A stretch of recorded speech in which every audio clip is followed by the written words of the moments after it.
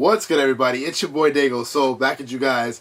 Today's video is going to be about how my USPS man tried to finesse me out of some shoes. Backstory, I've been rocking with USPS, the Postal Service, ever since I got into shoes. I don't ship through FedEx or UPS, although I do receive shoes when certain companies like, Finish Line or Nike will ship from them. But me personally, I go straight to the post office. One, my pops works there, so it's kind of convenient. I can just package it up, give it to him, take to work, ships it out. Two, just because that's just who I've always rocked with. I've never really rocked with the other companies as far as shipping, so I just never did, you know what I mean? It's just not been something I do. So about a week back, I ordered a pair of shoes that I really wanted. One of the sites, shout out to Oneness, by the way. Oneness is a great shop to shop with, very legit site. They had a mini restock. They had like 2 or 3 sizes, and I noticed it. I just kind of caught it on the fly. So I go to the site, I add them to cart and everything, I check out. Now mind you, as soon as I did that, the site said sold out, like immediately. Like I went back and said sold out. So that means it was only 1 pair there. And luckily somehow I was able to get them. So in my head I'm like, yo, there's no way this is real. Most likely I'm not gonna get this shoe, they're gonna cancel it. Something's gonna happen. But I ended up getting them, and I got shipping and the confirmation email and everything the very next day, so I was good. I'm at home like, yo, this situation is already really good, you know what I mean? It's already working really well. Like, this is strange, the fact that I was able to get them, they ship fast, like, something's gonna go wrong. Something has to go wrong. Sure enough, it did. On Monday was the day they were supposed to be delivered. Now, something in my head, like, I still felt weird. So all day I'm like pacing back and forth, upstairs, downstairs, checking to see if the mail came. So eventually I checked the mail and I went there. Everything else was in there. Letters, bills, coupons, everything was there except this package. So my mom and dad in the living room, they know the package is coming. They see me come back with the rest of the mail and they're like, yo, where's the package? And in my head, I'm like, I don't know. It still says out for delivery. And being that my dad works for the post office, he's like, oh, well, maybe he just forgot it, so he'll probably come back later and deliver it. He might have just forgot on the truck. He'll notice it because it doesn't say delivered, so you're good. About 10, 15 minutes later, check again, says delivered. Delivered to front door / porch. So in my head, I'm like, oh, cool, it's downstairs, but no one called me, whatever. So I go downstairs, it's not there. Now, mind you, my parents have been in the living room all day and they're still there. And then they're like, no, nothing's came. You got nothing in the mail, man. I don't know what to tell you. My dad's in the bathroom shaving for work. My mom's in the living room facing the door because her chair faces the door, and nothing.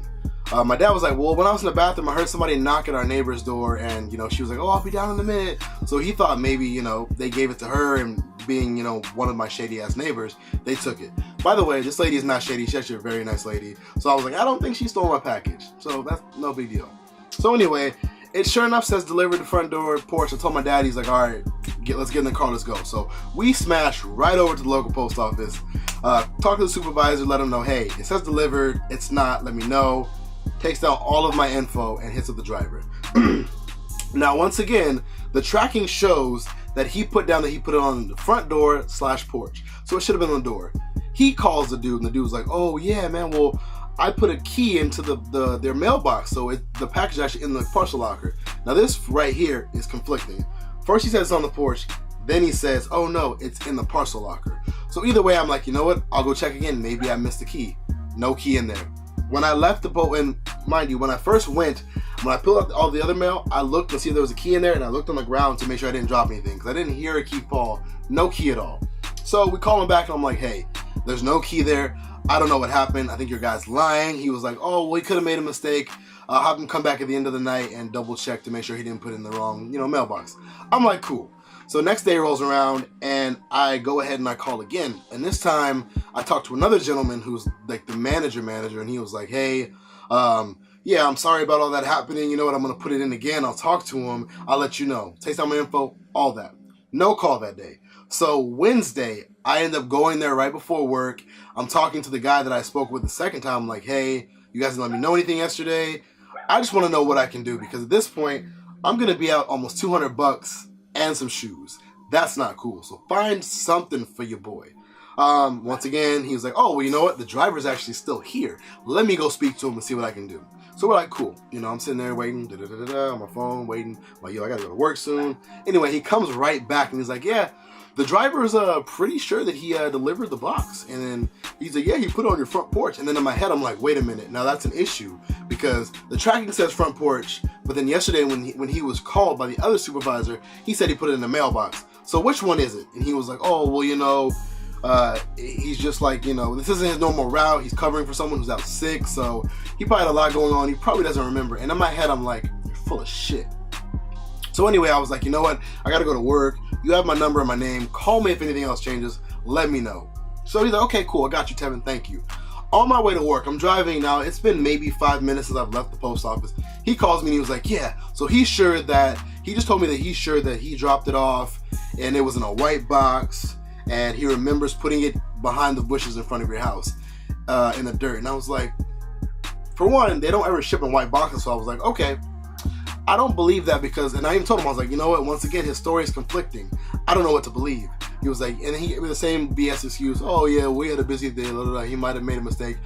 You know, I'm not going to say that that's what happened, but, you know, one of your neighbors could have got it, and the whole spiel, pretty much trying to get this guy off the hook. So, which I totally understand. If you're a supervisor, you're going to look out for your people, you know, makes sense. So anyway, I was like, all right, well, you know, it doesn't really help me this right now, but if you guys find out anything, let me know.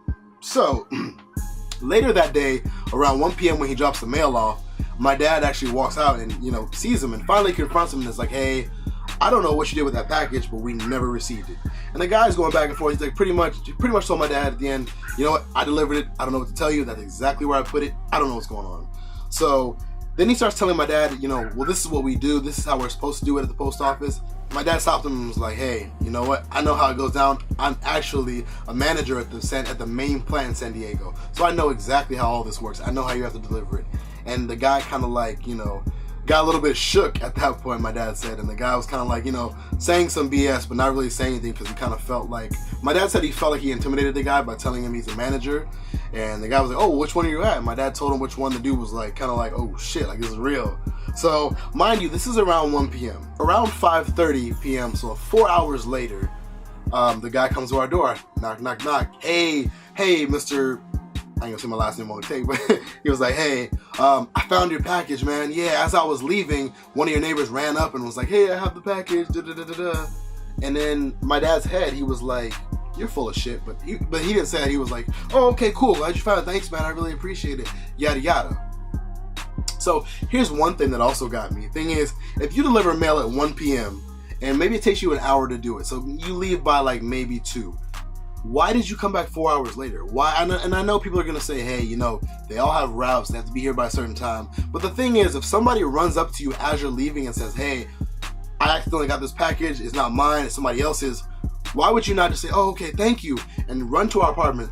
Our apartment is not far from the mailbox. It's literally, if you're walking slow, about 30 seconds away from the mailbox. So in my head right there, I'm like, yeah, this guy is full of shit. He probably had my package and was, you know, kind of waiting till the dust settled and everything. And when he thought he could get away with it, and probably wanted to steal it. That's what I honestly think happened. But anyway, my dad's like, cool, whatever. And so I called my dad around 6 when I was getting off work. He was like, guess what? Your package is here. And I'm like, cool, all right, perfect. So then I was on the phone. I was like, you know what? I might have you open it to make sure that nobody got my package and did the switcheroo. He was like, nah, I'll wait till you get home. So I get home, check it. Long story short, the shoes are there. Everything's fine.